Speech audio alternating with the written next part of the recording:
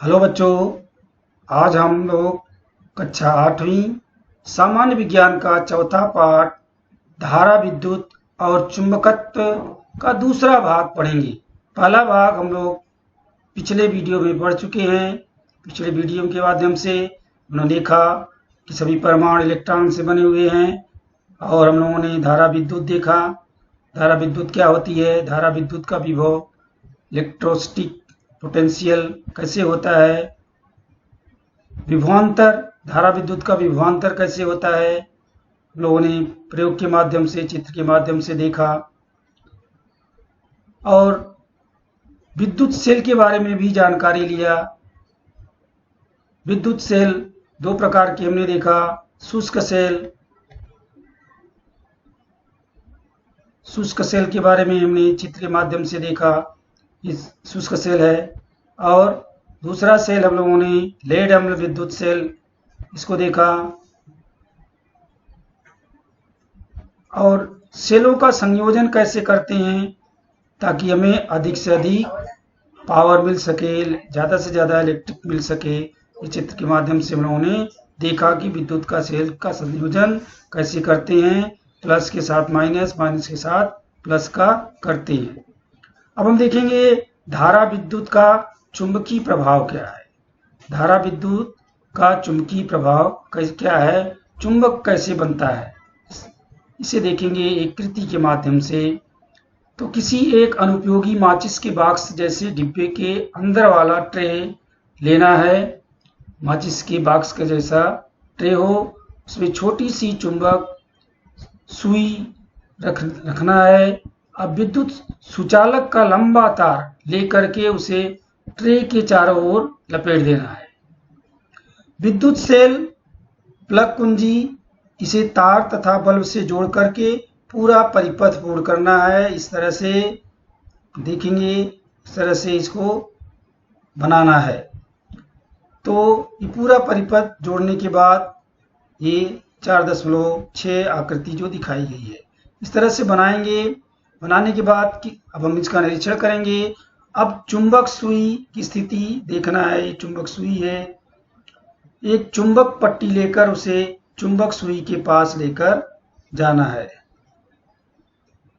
चुंबक सुई के पास एक चुंबक पट्टी लेकर के, जिसमें कि चुंबकत्व हो, लेकर के चुंबक सुई के पास लेकर जाना है। अब क्या दिखाई देगा, अब देखेंगे चुंबक सुई के तरफ नजर रखकर परिपथ की प्लग कुंजी दबाओ। उसकी सुई की तरफ ध्यान रख करके प्लग कुंजी को थोड़ा दबाना है। बल्ब प्रकाशित होगा, अर्थात विद्युत धारा का प्रवाह शुरू होगा। ये ध्यान में आएगा कि चुंबक सुई अपनी दिशा बदलती है क्या चुंबक सुई वैसे रहती है कि अपनी दिशा बदलती है। अब प्लग कुंजी को हटा देंगे, खुला कर देंगे। चुंबक सुई पुनः अपनी मूल दिशा में स्थिर होती है क्या। तो इस प्रयोग के से हमें क्या निष्कर्ष निकलेगा, ये देखेंगे। चुंबक सुई अर्थात एक छोटा सा चुंबक ही होता है। चुंबक सुई भी एक छोटा सा चुंबक ही है। ये क्षणिक चुंबक को चुंबक सुई के पास लेकर जाने पर चुंबक सुई अपनी दिशा को परिवर्तित कर देती है। हमने प्रयोग के द्वारा देखा। उसी प्रकार परिपथ में विद्युत धारा शुरू करने पर भी चुंबक सुई अपनी दिशा परिवर्तित करती है। तो यह भी निरीक्षण करके हमने देख लिया।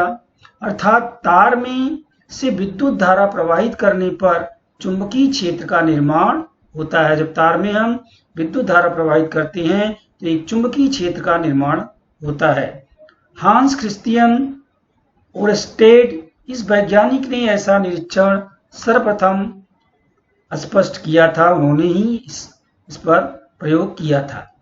संक्षिप्त में ऐसा कह सकते हैं कि किसी विद्युत सुचालक तार में से विद्युत धारा प्रवाहित करने से उस तार के आसपास चुंबकीय क्षेत्र का निर्माण होता है। इसको और स्पष्ट करने के लिए दूसरी एक कृति करेंगे, इसमें इसके द्वारा भी देखेंगे। इस कृति में क्या करना है, इस चित्र के तरह आपको व्यवस्था करना है। इसके लिए क्या करना है, लगभग 1 मीटर लंबी विद्युत अवरोधक आवरण वाली तांबे की नरम लचीली तार लेकर के लोहे के किसी कील या स्क्रू पर ऐसा एक स्क्रू लेना है, इसमें 1 मीटर तार लेना है जिसके ऊपर आवरण लगा हुआ और वो लचीला तार हो तांबे का, जो कि हम आसानी से उसमें लपेट सके। इस तरह से लेकर के कील या स्क्रू पर कस करके लपेट देना है। तार के दोनों सिरे जैसा कि आकृति में दिखाया गया है के अनुसार विद्युत परिपथ के साथ उसको जोड़ देना है। इस तरह से विद्युत परिपथ के साथ उसको जोड़ देना है। अब क्या करेंगे, परिपथ में विद्युत सेल और प्लग कुंजी भी जोड़ देंगे। इस परिपथ में प्लग कुंजी और विद्युत सेल दोनों को भी जोड़ देंगे। स्क्रू के पास 2-4 लोहे की आलपीने भी रख लेंगे। अब प्लग कुंजी बंद करके परिपथ में से विद्युत प्रवाह शुरू करेंगे। प्लग कुंजी बंद कर देंगे और परिपथ में से विद्युत प्रवाह शुरू करेंगे। तो क्या होता है देखते हैं। आलपीने स्क्रू के सिरे से चिपकी हुई दिखाई देंगी। इस तरह से जैसे हम विद्युत चालू करते हैं तो यहाँ पे जो है आलपीने यहाँ पे चिपकी हुई दिखाई देंगी। प्लग कुंजी खुली करते ही आलपीने चिपकी हुई स्थिति में ही रहेंगी। क्या प्लग कुंजी जब हटा देंगे क्या आलपीने उसी तरह चिपकी हैं क्या, से देखेंगे। तार में से विद्युत धारा प्रवाहित होने पर स्क्रू के चारों ओर लपेटे गए तार के कुंडल कॉइल में चुंबकत्व का निर्माण होता है और इसी के कारण स्क्रू में भी चुंबकत्व का निर्माण होता है। जब हम तार में विद्युत धारा प्रवाहित करते हैं तभी जो है स्क्रू के चारों ओर लपेटे गए तार के कुंडल कॉइल में चुंबकत्व का निर्माण हो जाता है और इसी कारण से स्क्रू में भी चुंबकत्व का निर्माण होता है। विद्युत प्रवाह खंडित होते ही वह नष्ट होता है। जैसे ही हम विद्युत प्रवाह बंद कर देंगे वह चुंबकत्व खत्म हो जाएगा। अर्थात जो हमने देखा कि पहले आलपीने चिपकी हुई थी, जब हम विद्युत प्रवाह खत्म कर देंगे, खंडित कर देंगे तो वो हट जाएंगी। विद्युत प्रवाह खंडित होते ही वह नष्ट हो जाता है। कुंडल एवं स्क्रू इस संहिता को विद्युत चुंबक कहते हैं। कुंडल एवं स्क्रू इस संहिता को विद्युत चुंबक कहते हैं। जो ये दिखाया गया है इसको विद्युत चुंबक कहते हैं। विद्युत चुंबक के विविध उपयोग हम देख चुके हैं। विज्ञान अनुसंधान में उपयोगी तीव्र चुंबकीय क्षेत्र निर्माण करने के लिए विद्युत चुंबक का प्रयोग करते हैं। अब हम देखेंगे कि विद्युत घंटी क्या है। घरों में देखते हैं जगह जगह पे विद्युत घंटी लगी रहती है। लोग दरवाजे पर घंटी बेल लगा के रखते हैं, बटन वहां से दबाते हैं तो जोर से आवाज आती है। कुछ देर पहले आपने विद्युत घंटी की ही आवाज सुना। तो ये विद्युत घंटी का निर्माण कैसे होता है, इस चित्र में देखो ये विद्युत घंटी है। यहाँ पे इसका निर्माण कैसे हुआ है ये देखेंगे। घरों में प्रवेश के द्वार पर लगी सादी विद्युत घंटी हमने देखा है। ऐसी बंद पड़ी कोई एक घंटी लेकर के आकृति में जो दिखाया गया है इस तरह हमें अध्ययन करना है। तो इसमें देखेंगे विद्युत घंटी का बाह्य आवरण निकाला गया है। ऊपर से जो उसमें आवरण लगा रहता है प्लास्टिक का, उसको निकाल दिया गया है। अंदर जो चीजें रहती है वो दिखाने के लिए जिस पर वो विद्युत घंटी काम करती है, ये दिखाया गया है चित्र में क्या क्या चीजें इसमें रहती हैं। तो इस घंटी का कार्य कैसे चलता है यही हम इसमें देखेंगे। तांबे की तार की एक लोहे के टुकड़े पर अनेक बार लपेटी गई है। अब तांबे की तार एक लोहे के टुकड़े पर आप देख रहे हैं कि अनेक बार यहाँ पे लपेटा गया है और एक लोहे की पट्टी, यह कुंडल विद्युत चुंबक के रूप में कार्य करता है। जो कुंडल बनाया गया है ये पीछे अभी हमने देखा पहले, ये चुंबक का कार्य करता है। जब इसे लपेट देते हैं तो ये चुंबक का कार्य करता है। एक लोहे की पट्टी मुंगरी के साथ विद्युत चुंबक के पास जुड़ी होती है। ये जो है एक लोहे की ये पट्टी है मुंगरी के साथ, ये मुंगरी है, ये लोहे की पट्टी है।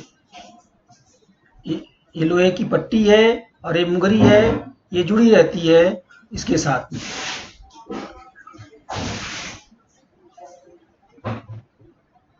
इस पट्टी के संपर्क में स्क्रू होता है, इस पट्टी के संपर्क में स्क्रू भी होता है। विद्युत परिपथ आकृति में जो दिखाया गया है कि इसके अनुसार हमको संयोजित करना है, इस तरह से विद्युत परिपथ तैयार करना है। ये संपर्क स्क्रू है और यहाँ पे ये देखेंगे प्लस और माइनस से यहाँ पे बैटरी लगी हुई है और यहाँ पे कुंजी है, प्लग है। तो स्क्रू पट्टी से जुड़ते समय परिपथ में से विद्युत धारा प्रवाहित होती है। जब स्क्रू पट्टी से जुड़ते हुए परिपथ हम पूरा कर देते हैं तो उसमें विद्युत धारा प्रवाहित होती है और इसके कारण कुंडल का विद्युत चुंबक बनता है और वह लोहे की पट्टी को आकर्षित करता है। यहाँ पे चुंबक बन जाता है और लोहे की पट्टी को आकर्षित करता है, जिसके कारण घंटी पर मुगरी का प्रवाह होकर ध्वनि का निर्माण करता है। जब ये आकर्षित करता है तो ये जो मुगरी है इसका प्रभाव उस पर पड़ता है, तो इसी से ध्वनि का निर्माण होता है, जो आवाज जोर से सुनाई पड़ती है। परंतु उसी समय संपर्क स्क्रू का लोहे की पट्टी से संपर्क टूटता है, बीच में उसी समय संपर्क भी टूट जाता है और परिपथ का विद्युत प्रवाह खंडित होता है। थोड़े समय के लिए वो विद्युत प्रवाह खंडित हो जाता है।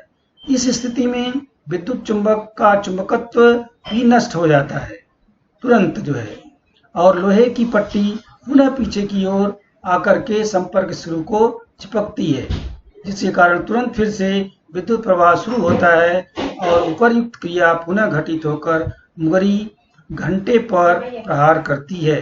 यही क्रिया बार बार होती है और घंटे से ध्वनि उत्पन्न होती है।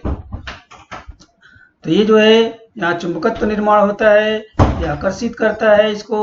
ये जो है घंटी है, इस पे वार ध्वनि निकलने के लिए इस पे ठक्कर लगता है जोर से, फिर आवाज निकलती है। फिर यहाँ से प्लग हट जाता है, चुंबकत्व खत्म हो जाता है, तो फिर पट्टी अपनी जगह आ जाती है। पुनः जो है फिर प्रवाहित होने लगती है विद्युत, फिर चुंबकत्व निर्माण होता है तो फिर प्रहार करती है। यही क्रिया बार बार होने से ये घंटी अपना कार्य करती है। तो इसमें देखा हमने कि विद्युत चुंबकत्व ही काम करता है जिससे घंटी बनाई जाती है। तो आज का स्वाध्याय आगे आप करेंगे, इस पाठ को पढ़ करके अच्छे से स्वाध्याय आपको करना है। हम आज का सेशन यहीं पे समाप्त करते हैं। धन्यवाद।